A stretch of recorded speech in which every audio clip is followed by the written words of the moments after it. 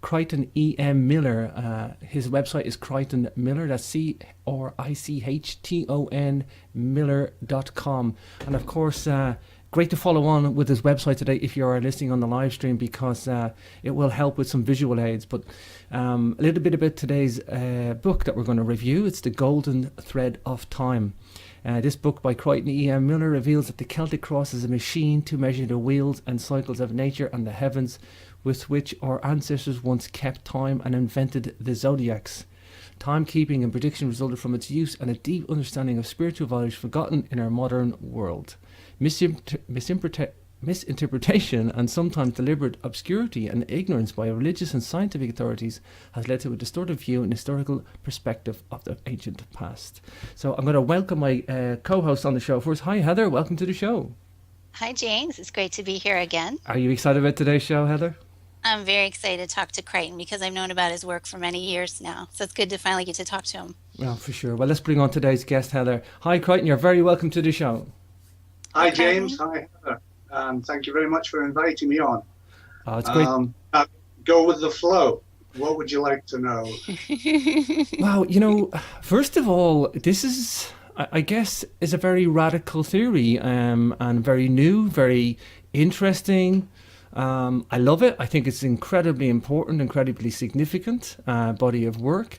I guess the biggest thing of all, before we go into the theory and the book, which is a fascinating read, you got to get yourselves a copy of this, audience. It's just beautiful.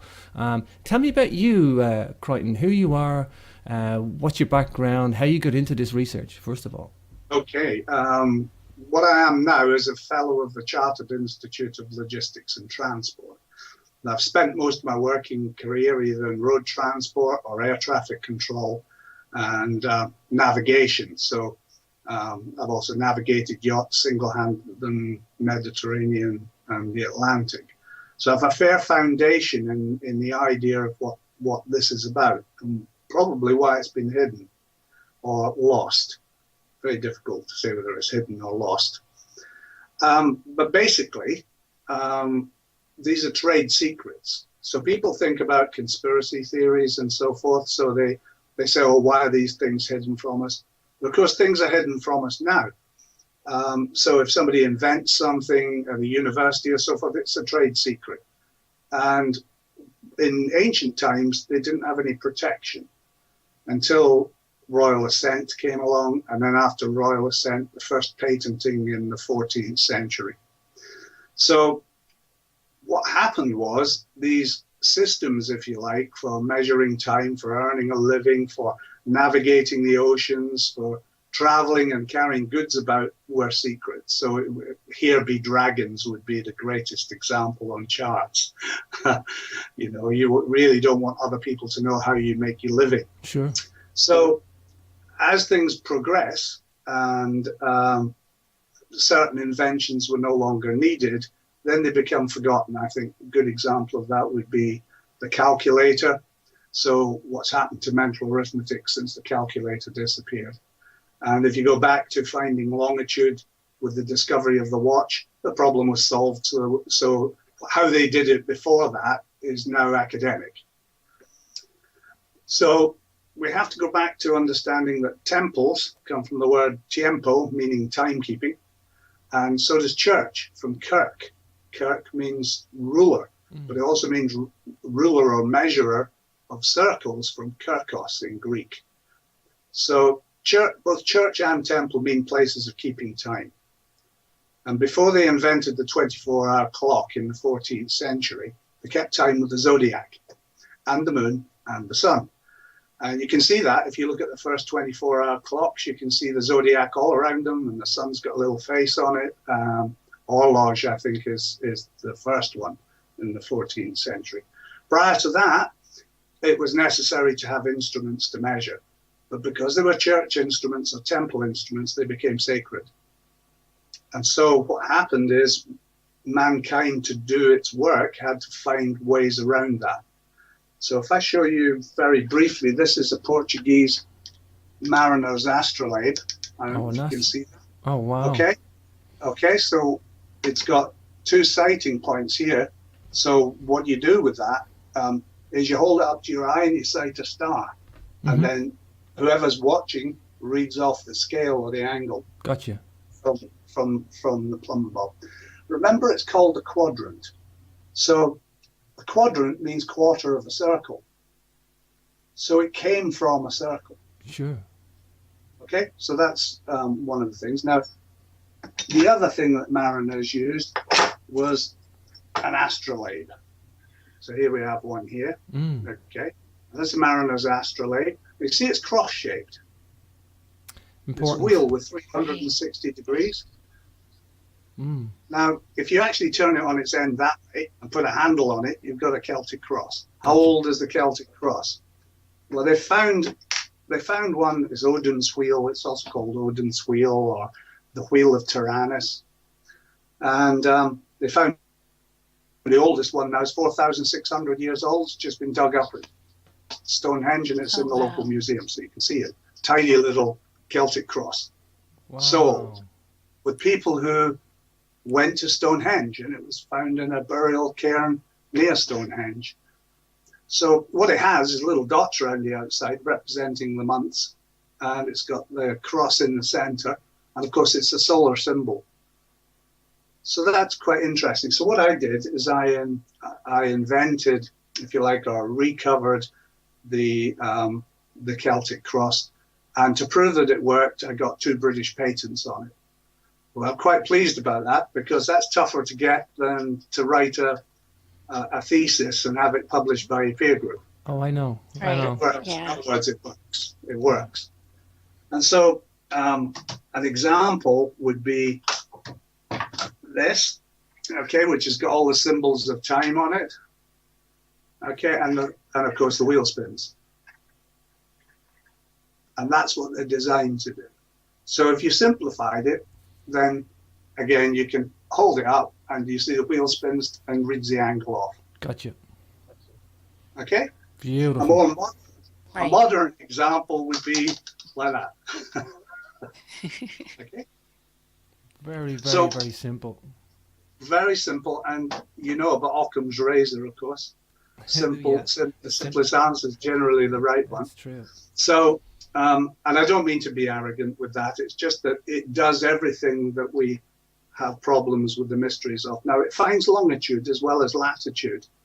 And how it finds longitude is that, remember we looked at the quadrant and you could sight along it this way. But you also have to remember that it can sight, if you're looking at the cross, it can measure an angle from there to there. And that's what got the patent. Because no other instrument does that. Incredible. Okay? So what that means is you can measure the edge of the moon against Venus and work the angle out. That gives you the triangle, that gives you triangulation. Yeah. Gives you triangulation, but it does more than that because it also acts like a polaris. This is a real polaris, which has got a compass on it. And that's for sighting on a yacht or a ship. Then you can sight the angle on pilotage from the shore to the direction that the boat's traveling in. Well, of course, the Celtic cross does exactly the same thing. It triangulates in all directions, 360 degrees.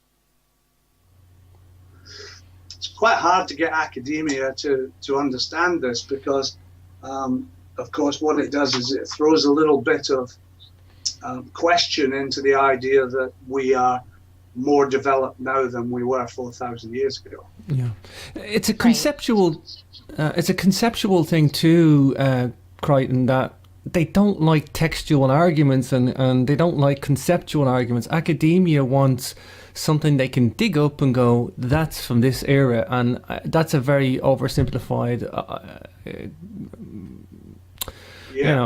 perspective of the situation, but it serves the point. I mean, that's really what they want to do. And when it gets into astronomy being linked with ancient sites, I mean, 90% of the monuments before 1500 BC have astronomical alignments. Absolutely. And that's true. You've got the Chinese, the Maya, the American Red Indian with the medicine wheels, and of course you've got our people, the Celtic people, if for the sake of a better word. But of course they were migratory before they settled down to agriculture, they were hunter-gatherers. And it's interesting that in Scotland we speak Gaelic, and in Ireland they speak Gaelic, and in Galicia they speak the same language. So what you have is a people that traveled by the sea from Galicia, northern Portugal, along the Spanish coast up through France and round the coasts of Ireland and Scotland and up to Norway. And what they were doing was harvesting. So, for instance, we know in Scotland and Ireland, right this month, we've got the herring running, and following that's the mackerel. So they were harvesting. They were there for the harvest.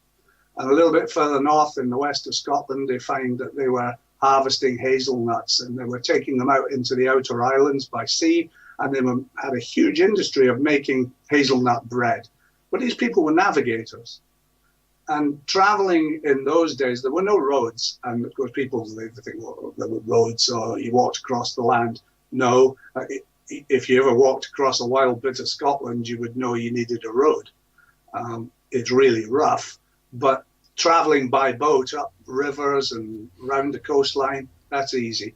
And of course, we know that the Roman emperor,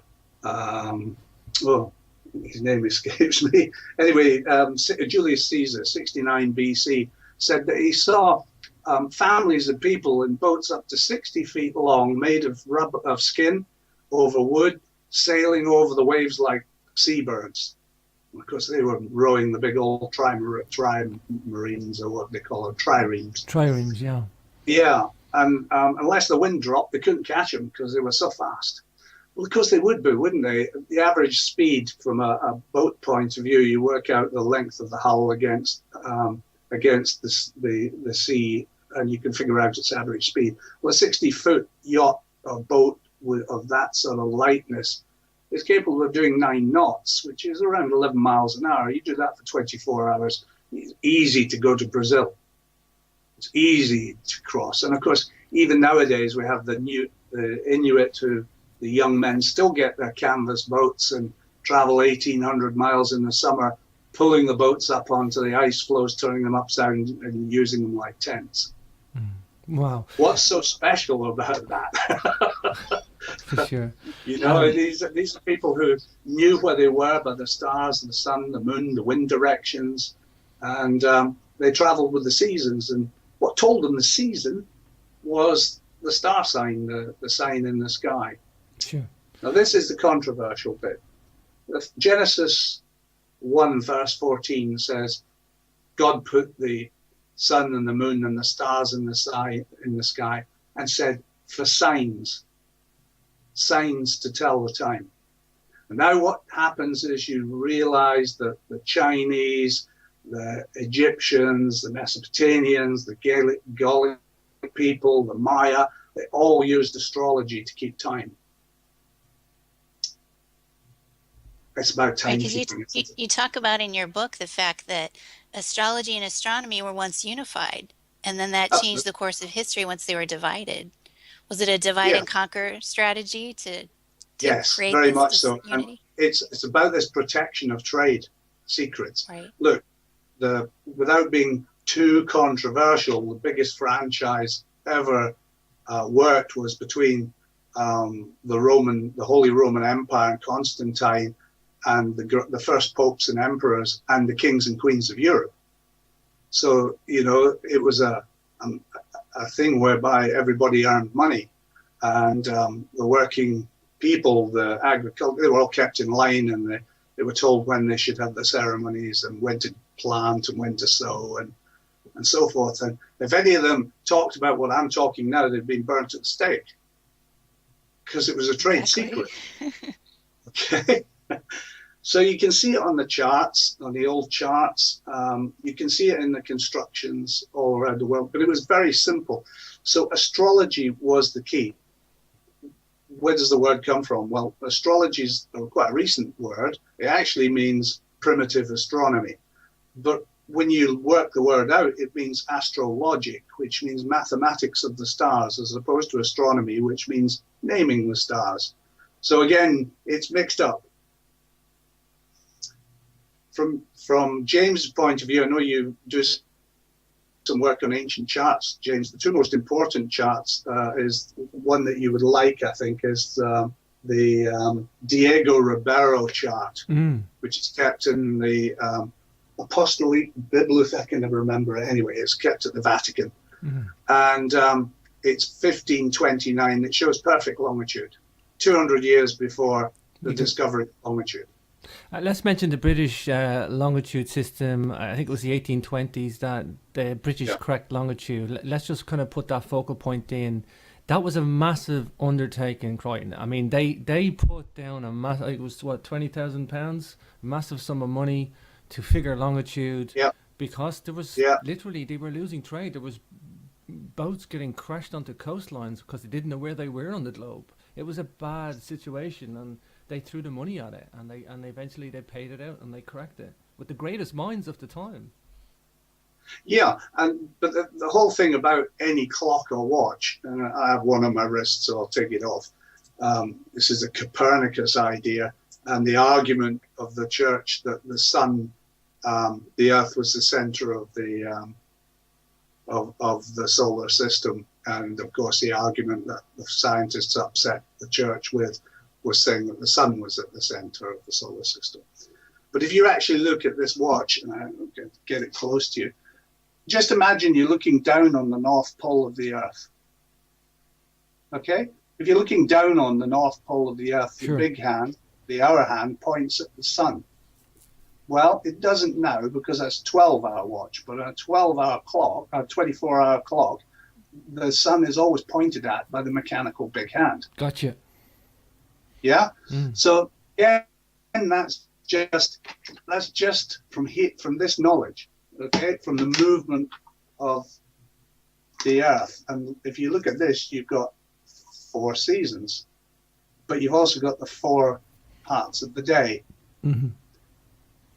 So how did they achieve that then? Well, they achieved that by looking at a northern pole star. Around the northern pole star is Draconis, the dragon constellation. Sure. And what it does is it goes around in the opposite direction to that which the Earth spins. So you can tell the time by it, because all it is all this thing on my wrist is a copy of what actually happens in nature, exactly the same. It's beautiful. Yeah. You know, I was it's a combination between spirituality and practicality here, isn't there? There's a wonderful mix. Right, There's exactly. a wonderful mix. You know, Crichton, I was in the west of Ireland the weekend, and I was actually where you find these ancient megalithic places. You usually find a church or some sort of a Christianizing complex, whether that's going to be some sort of a temple. Even they just put crosses on the mountains where the megalithic places are, especially in Ireland. I don't know what it's like, but there was a massive onslaught to Christianize the pagans. And I was looking at I knew the show was coming up, and I was looking at very old Celtic crosses. We got some of the oldest in Europe here. Beautiful. Yeah, and I was just looking at them, and now that I know your book and I know your theory, Crichton, I'm looking at this stuff and I say to myself, I don't look at it as an ornate cross anymore. I can't. When I know and I see the knowledge, it looks like somebody has put a artifact, a relic in stone, and Yes. You just can't escape the fact it looks like a technical device. It really, really does. Yeah, and it's engraved to show what the purpose of that technical device is. So we have an issue in modern times in that the concept of how we think now is in a linear format. So we tend to think of ourselves from birth to death, somewhere along that road. Sure. And if somebody dies, we tend to think of them back there somewhere when they died, and the loss that's involved with it. But our ancestors didn't think like that. They thought it was cyclical. So they thought that, like the cross, everything goes round, the seasons come back again, and everything is reborn. So they had this kind of, what would you call, not resurrection, but the concept of reincarnation. And that was a worldwide concept. And that's why the symbol's put there, because it can be either seen as being a promise that you will be born again, or it could be seen as an instrument to navigate your way to heaven, which of course is what the Egyptians. Sure. You want to jump in there, Heather, before I go again? Yeah, one of the interesting spiritual versus practical building connections that you make is in terms of the Egyptian god Thoth, and that his symbol was actually the Celtic cross, and that this was instrumental in building the Great Pyramids. I just found that section really fascinating because I'm very interested in, ancient Egyptian culture. Okay, what's really important is the Dixon relics in Right, this. exactly. Okay. Yeah, so I've got a little, can you bear with me a second? There's one prop Yeah, I forgot. definitely. Okay, Wow. it's this one, okay, which is, did you see that's an area, a symbol for Aries? Gotcha. Right. Sure. Okay, Yep. it's also the symbol on the charts. And when you put a point from it here, it's the fleur-de-lis. But what's really important about it is it was made of bronze, and it was found in the Great Pyramid in the Queen's chamber, in the north shaft of the Queen's chamber, Wow. along with a bob and a piece of wood, which was reckoned by Piazzi Smythe, who was the Astronomer Royal for Scotland, to be a measuring scale. So it makes sense. And the reason why it's in bronze is because they didn't have lights like we have now, or instruments that were easily seen. So if you held a stick up against the stars at night, you wouldn't see it. But if you had a fire behind you, or a candle or a light, then it would reflect from the bronze and make it easy to see. So the V in the middle would catch a star as you measured the angle, okay? But this shape around the outside would also capture the moon. So now you can measure between, say, Venus and the moon by capturing it, and measure the distance or angle between the two. So it's a more advanced instrument that's in the Great Pyramid of Khufu, or was. It's all over the place. Robert Bauval hunted lots of parts for it down in Aberdeen and so forth.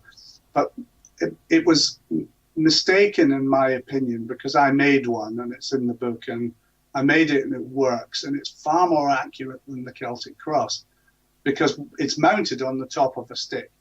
Okay, so I often call this stick stones in the zodiac, and another stick across this way, marked, okay, and a plumb line hung from the center, and that's extremely accurate. A piece of timber on the cross part, 90 centimeters long, will measure to within 3 arc minutes. And 3 arc minutes is 3 nautical miles on the Earth's surface at the equator. Well, that's within visibility, if you see. So you could measure very accurately, lay out grids and maps and build angles and so forth with this simple instrument.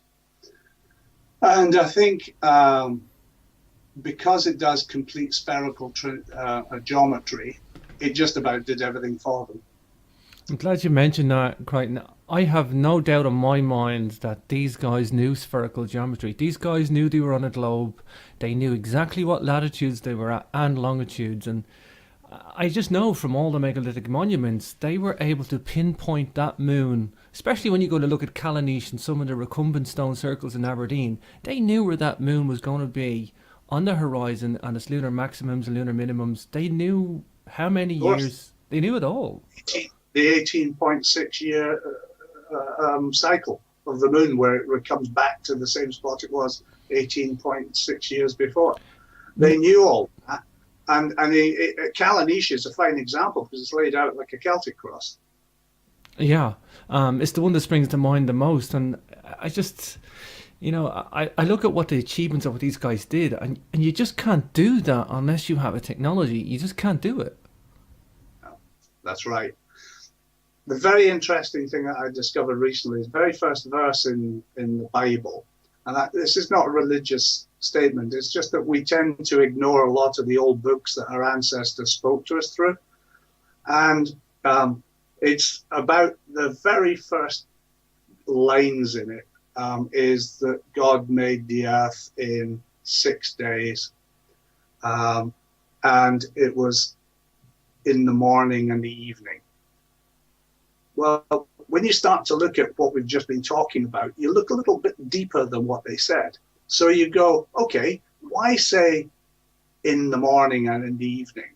Okay, because that's only 2 parts of the day. It's also 6 hours for each. So here we've got the 3 sixes. We've got 6 mornings, 6 evenings in 6 days. That's the first thing that they try to scare you off, isn't it? You know, you don't want to know this. 3 sixes is evil. Yeah, but hang on, it's the first lines in the Bible. It tells you, and you think, well, that's what it is, because if you multiply 6 by 6 by 1, you get 12 hours. 6 by 6 by 2, 24 hours. Work it up to 6, and you get 2,160 years in an astrological age. First lines in the Bible. Tells you all the natural numbers about precession of the equinoxes. You could say, well, okay, that's just everything. If you were to multiply it by 6, would come out in a circular number. Yes, except that the Earth actually rotates through one precessional cycle in 25,920 years. And they divided that by 12, which is 2,160 years. And Christ was called the Great Shepherd, and Amun means amen at the end of the Lord's Prayer. And, you know, it was the sheep. You know, it was the age of Aries. And now the Roman Catholic Church, their hats are fish's heads. Wow. That's what they... I'm glad... So and the sign for Christianity is the fish. So you've got the age of Aries going into the age of Pisces, which we're still in, by the way. We've not come out of it, despite the millennium idea. And I think it's another 72 years. But you do go back to that. You see, in precession of the equinoxes is 1 degree every 72 years. So you multiply the first lines in the Bible, you know, 6 by 6 by whatever day it is, you get 72. How does that work? That was an accident. I don't think so. These guys are really bright. And what happened, in my opinion, is it's a trade. It was a trade, it was protected, and it was kept secret. But it wasn't kept completely secret, because if you know what I'm telling you and you go into a church, it's obvious. Because it's all astrology in the church, isn't it? Sure. I believe we have a Celtic cross in County Louth with astrological symbols on it that I haven't heard anybody talk about before. I think you can definitely see Gemini the twins and the scales, Libra the scales. It's in a cross. You were asking a question about whether or not they knew the world was round. And you know that the Egyptians did astrology. So you know that. And you know that the basic of astrology was your sun sign. So how would you know what your sun sign was 4,000 years ago? If you looked at the sun, you would only see the sun. You wouldn't see the sign behind the sun. The only way you can do that is to know that the world's round and look at the sign that is the opposite of it at midnight. So what's at midnight, okay, which you can tell from the dragon, Draconis, you can tell where midnight is. Then what you do is you look at that sign and you go 6 points around, 180 degrees around, that's where the sun is. And that's how you know somebody's sun's at. But you can only do that if you know the world is round. Sure. You know, Crichton, I'm glad you mentioned... It's simple, isn't it? It's reason and common sense. It is very simple. And I want to pick up on what you said about the sixes as well. That, I mean, Sure. Numbers are just numbers. You can take a number and do something with that number, or make some sort of symbolism out of a number system and say 3 sixes is evil. I understand that. I understand people can get carried away with that. But numbers are just numbers.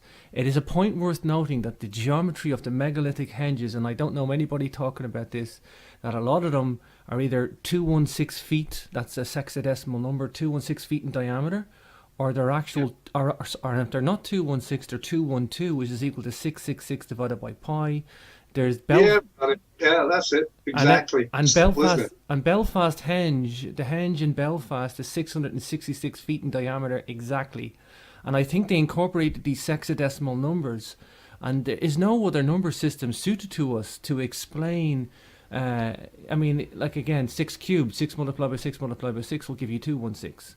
And there is no better number system better suited to explain geometries of the Earth and where we are in a precessional cycle, it just breaks down to it naturally to a sexagesimal system. Yeah. And what better system to use? Was natural number, and the moon and the sun, they're exactly half a degree across, or 30 arc minutes, and there's 720 of them in a circle around the Earth. And of course, horizon means what it says. It means from Horus, from the Egyptian god and from which we derive the word hours, which means time, and zone, which means circle.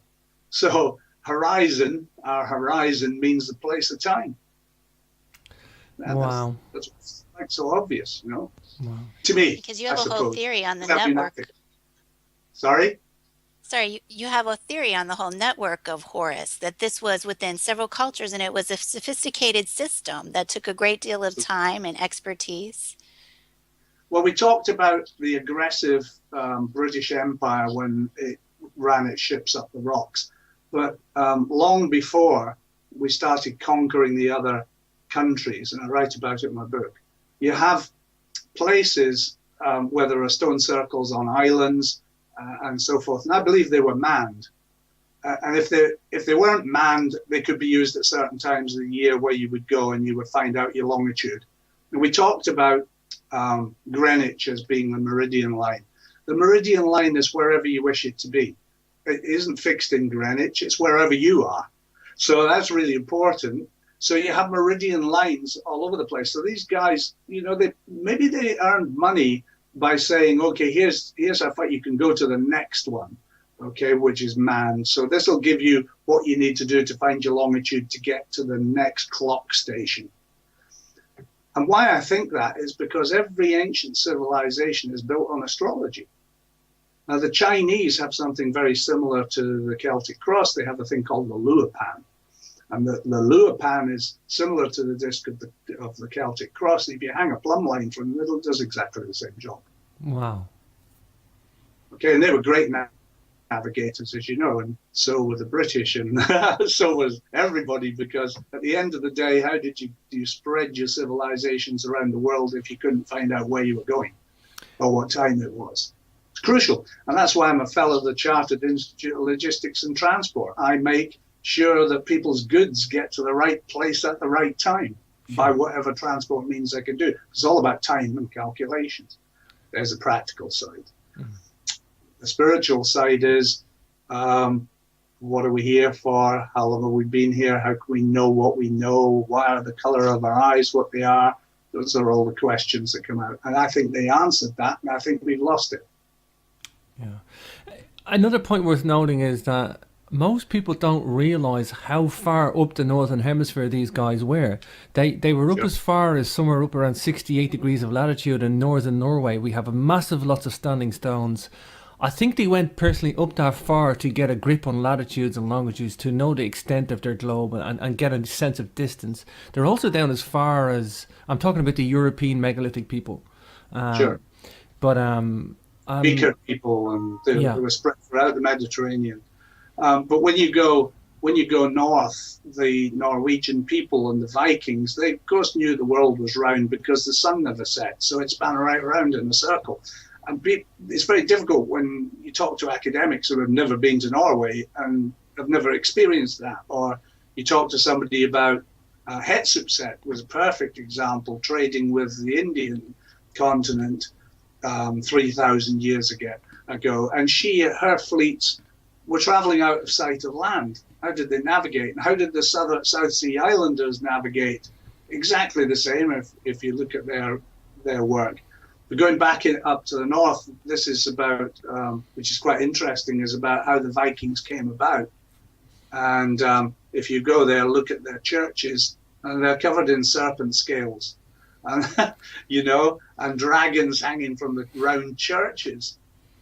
So, that's how they navigated. They used the constellation Draconis, the dragon in the sky. And that's what it is.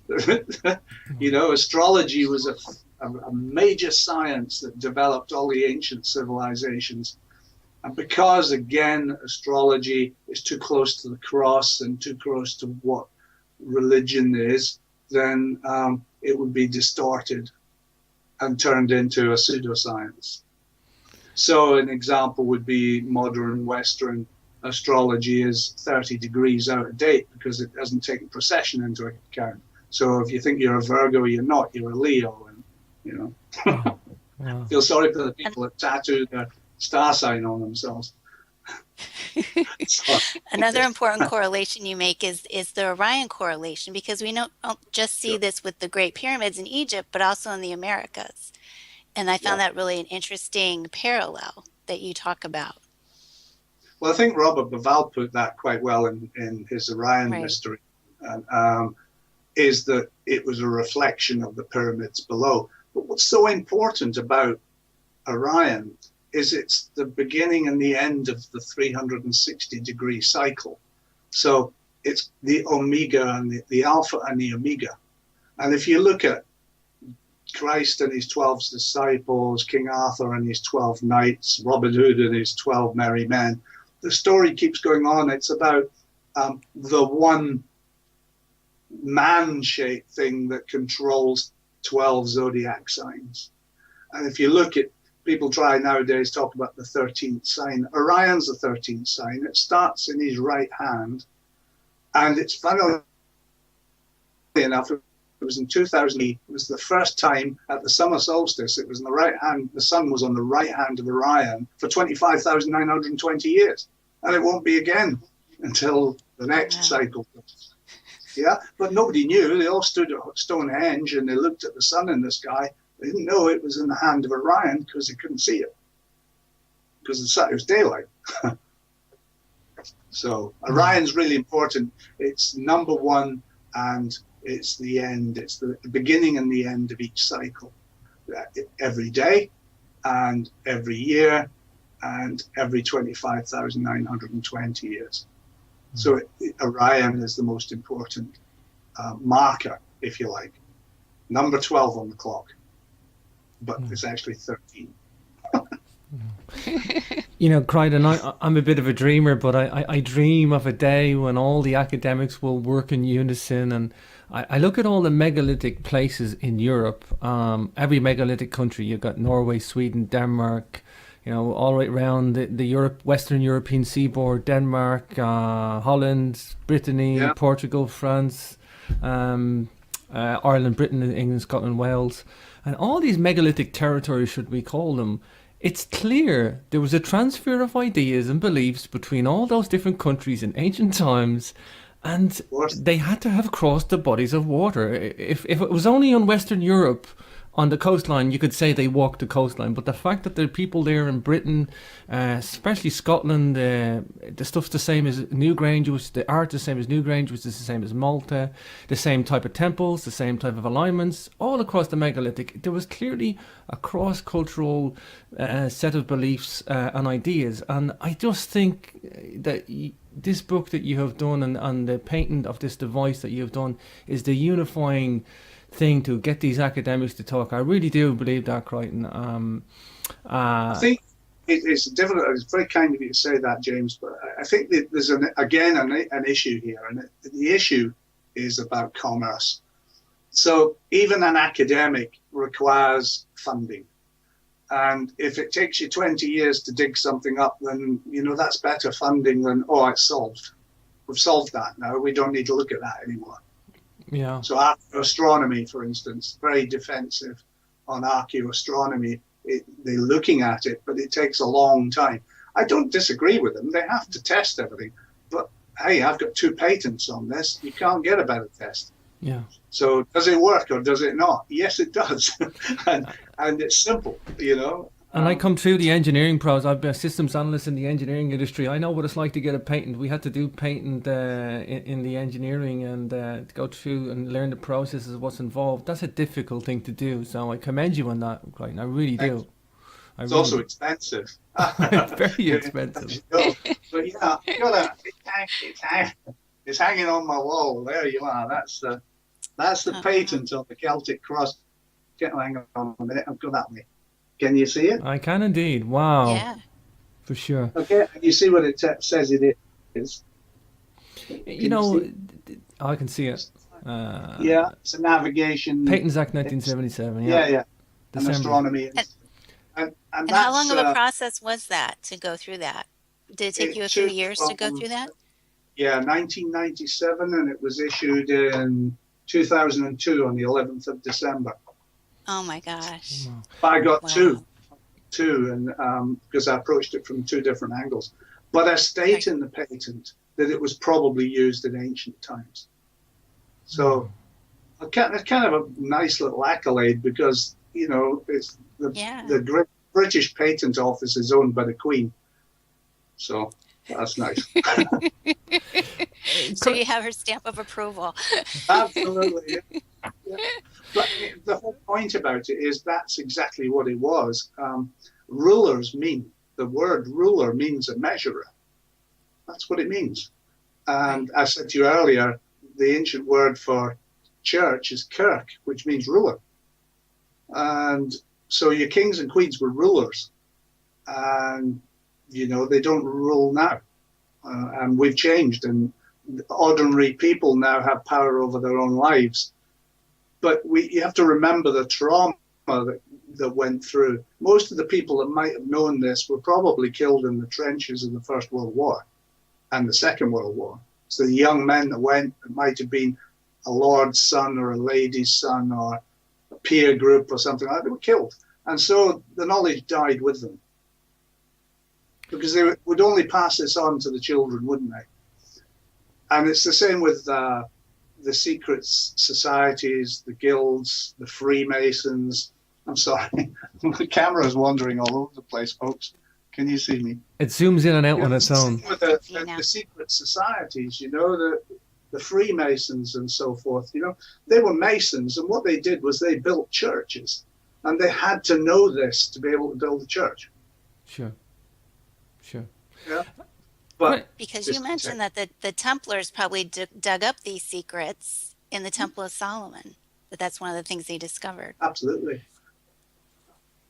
And I write about that because they were the Knights Templar started navigating, and I also write about, you know, the pirate flag is a Templar flag, isn't it? You know that. The skull and crossbones, it's a Templar flag, you know. So yeah, and I think they actually did I mean, it's very interesting. It's like Lanzarote, you know, on the Canary Islands means Lancelot after the knight. Yeah. Is my camera driving you nuts? Not really. It's trying to track you. Wow. Crichton, in a philosophical way, I mean, looking at your work, what would you, I mean, do you see this as a sense of duty to understand the past? Do you see, is this been a journey of discovery for you? Would you like to, is there a reason you want to see the past understood? Tell me what your philosophy is on all of this. Yeah. What it means to you. Okay. I spent quite a lot of time with the Maya, showing them how they built their own pyramids and stuff. And I went to several things, but I guess more than anything else, what started out as a curiosity when I was very young, developed into asking questions and trying to figure things out. But I guess what I also came to the conclusion after I'm 66 years old this year, there goes those sixes again, is that people seem confused, you know, they're bewildered. They don't know the answers. Why on earth, if we all come from our ancestors, would we not know how our ancestors did what they did? And so I thought now, because it's no longer important, we're not disrupting society with this kind of knowledge, that perhaps it needed putting out there, that people might pick it up and run with it. And when I wrote my first book back in 2001, and I thought, oh, people pick this up and run with it, and I'll have lots of heads helping me figure it out. Well, here we are, all these years later, still figuring it out for myself and trying to tell people about it. Personally, I think, you know, and I always say this to people on a one-to-one basis, if you know who you are, I mean, I'm talking about our ancestors, our origins, or you have a better idea of it, well, then you know who you are going into the future. I do think the past is the future. I mean, if you think wrongly of yourself, who your country is or who you are, and, you know, you really, where are you going with this? I think it changes people. If you understand the process, it changes who you are, and that changes who you are in the future. Absolutely. And I think that's right. You need to know where you come from to know where you're going. And I think that's it, really.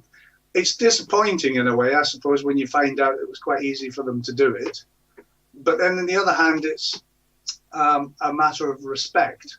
I respect my father. He respected his. Why would I not respect my ancient ancestors? Mm-hmm. After all, we wouldn't be here without them, would we? Sure. And in a way, I also, I lament. I look at all these megalithic structures, and I look at them decaying in fields. Everybody knows the famous Newgrange and Stonehenge and Maze Howe, and they know the big famous sites. But there's other ones just decaying, and rock art. I mean, there's rock art just decaying in the fields in Ireland. And I feel sorry that such a massive undertaking, some 25,000 individual sites across Europe. I mean, it was a massive culture, and it was a very successful one. If you were to take a modern engineering company today and say, we have a presence in Norway, Denmark, England, Ireland, Scotland, Wales, France, Portugal, that would be one of the most successful companies in Europe today. And that's the way I see it. That's absolutely right. But so was Constantine when he created what he said was, if you remember, he had a vision of a cross. And he said, with this cross, this vision, I shall conquer the world. Well, he did. And exactly the same, but a new culture over the one that was before. Whether you agree with it or disagree with it doesn't matter, because it kept people together. It kept society stable. And in this world, and this is what they understood about the nature of time, time is a war between chaos and order. And what they tried to do was get stability, so that there was no chaos, so they could defend themselves from chaos. And we only have to look in the world now at places like Syria or Iraq and so forth to see what extreme chaos can happen when human beings start their conflicts. And they fought very hard to maintain that. Some people got hurt along the way. Sure. But it lasted for 1,500 years. Mm. And the Egyptian Empire did the same. It lasted for 5,000, I think, or 4,500, and so did the Chinese. They lasted against this force of chaos that destroys everything. At the end of the day, the road of chaos is to entropy, isn't it? Oh, for sure. That steam engine. But the answer, in my opinion, to entropy is life. When you look around you, it's only life that makes things. For sure. You want to jump in there, Heather, to wrap things up, I guess, in a minute? So I found personally by reading the book and, kind of wrapping up where we're going with the conversation is the symbolism of unity that you talk about, that the Celtic Cross means. And for me, I come from a Celtic background, and from a spiritual or historical sense, it always meant that. But by reading your book, it's taken on a deeper level because of all the cover-ups that have happened. So I would say, asking the question to you, going into the future, do you think that the Celtic Cross could become a new symbol of hope for the future and where we could go forward? Well, people do awful things with symbols. And I think True, very true. Yeah. Especially what Hitler did with it. Yeah, absolutely. And of course, that's the ancient symbol, isn't it? In India and China, and again, the Maya have it, and the Amerindians have it. I think the most important thing is understanding how our ancestors understood what time is. And we've got a lot of famous scientists at the moment trying to find out how time works and going off into various dimensions and so forth. Our ancestors didn't believe that. What they felt was that this is where we are and this is where we'll always be. And the most important lesson, I think, it was spare the rod and spoil the child doesn't mean beat a child. The rod means a measuring stick. It's a ruler. Comes from the word reed, from the Egyptians' reed, which was a segmented piece of grass. What what it was trying to say, and Chaucer said it in his treatise to an astrolabe, if you don't teach a child cause and effect, to take responsibility for their actions by seeing what the outcome will be of what they do, then you'll spoil them. And I think that's missing in the world right now. Everybody needs to take responsibility for what they do and what they think and what they say. So there you are. Perhaps I ought to take responsibility. I guess Okay, yep. I just want to wrap things up, and I want to bring on another little device. You're probably aware of this, maybe not. I found it in an obscure reference one time, and I was searching for what answers you just provided me today. I was looking at ancient megaliths, knowing that these guys cracked longitude, looking for the device that did this, and of course we've just talked about your painted of the Celtic Cross. It's the home run of all home runs. But there's another device called a Tanawa. Have you ever come across that? The Tanawa? Yeah, there's a cave painting of it somewhere. Basically, it's a similar thing. It measures the angle to the moon, Okay. and it comes at it that way. And I was like, aha! When I seen it, it also implies they needed accurate moon tables to calculate where they were with longitude. But it's a possible. Very, very important you asked that, because this is what you calculate the tables with. It's called an ephemeris. Gotcha. Okay? Now, that gives the position of every star and moon and the positions of the planets at midnight, every night for years. If you look at the Antikythera mechanism, now, you guys know about the Antikythera mechanism? From Greece. Greece, the island. Right, yeah. Well, the thing about it is that you have to understand that does not measure the stars. What it does is predict the stars. And what it is a mechanical ephemeris. But it goes further than that. They developed this amazing piece of metallurgy and translated all the movements of the sun, the moon, the planets, and so forth, and created an almanac. So that it's more than an ephemeris. It isn't for one fixed time of the day. They created an almanac. But to be able to create that almanac in mechanical form, they had to be able to measure in advance to create the prophetic motion of it, 69 BC. Like, come on, you scientists, get real. Get with the program. For you guys. For sure. It's a lost wisdom because if you understand and you can measure time efficiently, then you can make things happen. So, for instance, if you plant a seed in the ground, it's going to become a plant at some time. But that applies to business. It applies to your family. It applies to everything. If you know what cause and effect is, you now become in control of your destiny. Sure. And that's what they did. For sure. Well, Crichton, we're at the top of the hour. Please give people your webpage and where they can get a copy of the book. Okay, the easiest way to find me is to go onto Google and put in the Celtic Cross, and I think it's about fifth down. Otherwise, it's crichtonmiller.com, CrichtonMiller.com, and the book's available on Amazon as a Kindle version or as a paperback. Wonderful. And Heather, if your website, you'll. Sure. Heather, have you any final thoughts you want to say to Crichton before we go? I just think it was wonderful to be able to get a chance to talk to you all. I'm so delighted to be able to talk to you. Like I said, I've known your work, and we chatted by email several years ago, so it's been great to chat with you today. Really, really enjoyable. Great. Keep in touch. And yeah, definitely. Well, it's been an honor speaking to you, Crichton. It really has. I really thank you for your time. I've also navigated yachts single-handed in the Mediterranean and the Atlantic.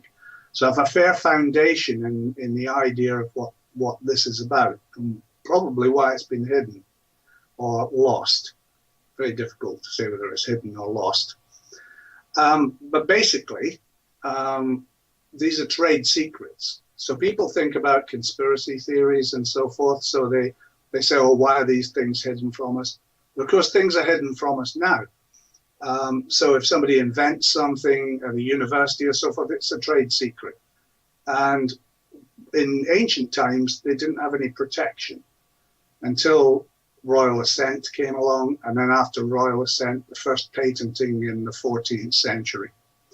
So what happened was these systems, if you like, for measuring time, for earning a living, for navigating the oceans, for traveling and carrying goods about, were secret. So here be dragons would be the greatest example on charts. You really don't want other people to know how you make your living. Sure. So as things progress and certain inventions were no longer needed,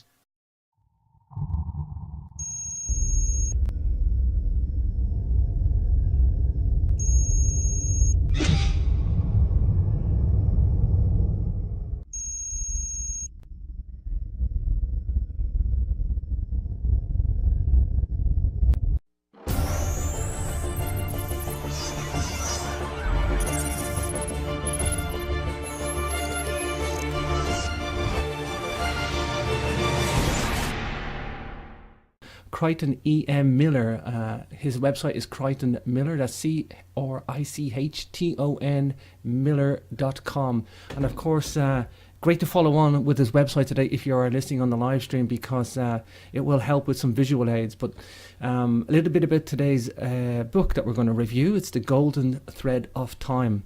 This book by Crichton E M Miller reveals that the Celtic Cross is a machine to measure the wheels and cycles of nature and the heavens, with which our ancestors once kept time and invented the zodiacs. Timekeeping and prediction resulted from its use, and a deep understanding of spiritual values forgotten in our modern world.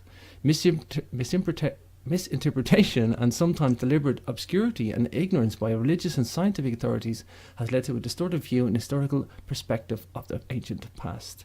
So I'm going to welcome my co-host on the show first. Hi, Heather. Welcome to the show. Hi, James. It's great to be here again. Are you excited about today's show, Heather? I'm very excited to talk to Crichton because I've known about his work for many years now. So it's good to finally get to talk to him. Well, for sure. Well, let's bring on today's guest, Heather. Hi, Crichton. You're very welcome to the show. Hi, James. Hi, Heather. Thank you very much for inviting me on. Oh, it's great. Go with the flow. What would you like to know? Well, first of all, this is, I guess, is a very radical theory and very new, very interesting. I love it. I think it's incredibly important, incredibly significant body of work. I guess the biggest thing of all, before we go into the theory and the book, which is a fascinating read, you got to get yourselves a copy of this, audience. It's just beautiful. Tell me about you, Crichton, who you are, what's your background, how you got into this research, first of all. Okay. What I am now is a fellow of the Chartered Institute of Logistics and Transport. And I've spent most of my working career either in road transport or air traffic control and navigation. So if I show you very briefly, this is a Portuguese mariner's astrolabe. I don't know if you can see that. Oh, wow. Okay, so it's got two sighting points here. So what you do with that is you hold it up to your eye and you sight a star. Mm-hmm. And then whoever's watching reads off the scale or the angle. Gotcha. From the plumb bob. Remember, it's called a quadrant. So a quadrant means quarter of a circle. So it came from a circle. Sure. Okay, so that's one of the things. Now, the other thing that mariners used was an astrolabe. So here we have one here. Okay, and this is a mariner's astrolabe. You see it's cross-shaped. It's a wheel with 360 degrees. Now, if you actually turn it on its end that way and put a handle on it, you've got a Celtic cross. How old is the Celtic cross? Well, they found one is Odin's wheel. It's also called Odin's wheel or the wheel of Tyrannus. And they found the oldest one now is 4,600 years old. It's just been dug up at Stonehenge. Then they become forgotten. I think a good example of that would be the calculator. So what's happened to mental arithmetic since the calculator disappeared? And if you go back to finding longitude with the discovery of the watch, the problem was solved. So how they did it before that is now academic. So we have to go back to understanding that temples come from the word tiempo, meaning timekeeping, and so does church from kirk. Kirk means ruler, but it also means ruler or measurer of circles from kirkos in Greek. So both church and temple mean places of keeping time. And before they invented the 24-hour clock in the 14th century, they kept time with the zodiac and the moon and the sun. And you can see that if you look at the first 24-hour clocks, you can see the zodiac all around them, and the sun's got a little face on it. Horloge, I think, is the first one in the 14th century. Prior to that, it was necessary to have instruments to measure. But because they were church instruments or temple instruments, they became sacred. And so what happened is mankind, to do its work, had to find ways around that.